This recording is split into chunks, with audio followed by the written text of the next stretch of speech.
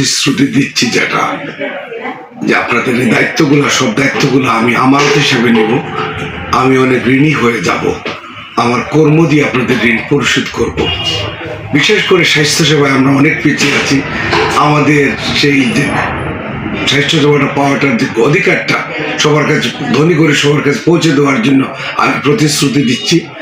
আপনাদের যোগাযোগ ব্যবস্থা আমি ইমপ্রুভ করব, যুবকদের জন্য কর্মসংস্থানের ব্যবস্থা করব, ট্রেনিংয়ের মাধ্যমে ওদেরকে জনশক্তিতে পরিণত করব।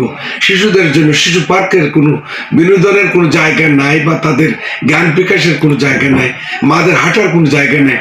আমি তাদের হাঁটা এবং বাচ্চাদের জন্য শিশু পার্কের ব্যবস্থা করব। কৃষকের জন্য কৃষি ঋণ এবং প্রযুক্তির সাথে তাল মিলিয়ে যন্ত্রগুলো নিয়ে আসবো, যাতে সহজে তারা কৃষিকাজ করতে পারে। কৃষকের জন্য আমরা বিনা সুদে লোন দেওয়ার চেষ্টা করব।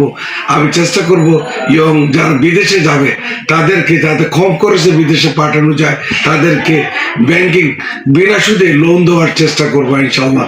আপনাদেরকে কাছে নিয়ে, সাথে নিয়ে আমি সামনের দিকে যাব। একটা সুন্দর স্নাতক দ্বারা আপনাদেরকে উপহার দেবো, এই প্রতিশ্রুতি দিচ্ছি। আপনারা সবাই আমাকে আল্লাহর ওয়াস্তে 12 তারিখে ভোট দিবেন, দিয়ে আপনাদের যে অবৈধ অধিকারগুলো আদায় করার নেওয়ার আমাকে একটা প্রস্তাব তৈরি করবেন।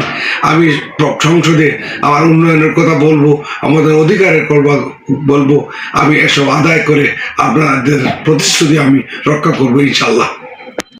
নিবেদন আবেদন আপনাদের কাছে, 12 তারিখে সারাদিন লাঙ্গল মাঠকায় ভোট দিন। উন্নয়নের সূচনা হয়েছিল এরশাদের আমলে, তার চিন্তা ভাবনাগুলো আমি বুকে লালিত করে সামনের দিকে যাব। যা কিছু আমরা করি মানুষের জন্য, আল্লাহর ওয়াস্তে আপনারা আমাকে লাঙ্গল মার্কায় ভোট দিয়ে জয়যুক্ত করুন। ধন্যবাদ সবাইকে।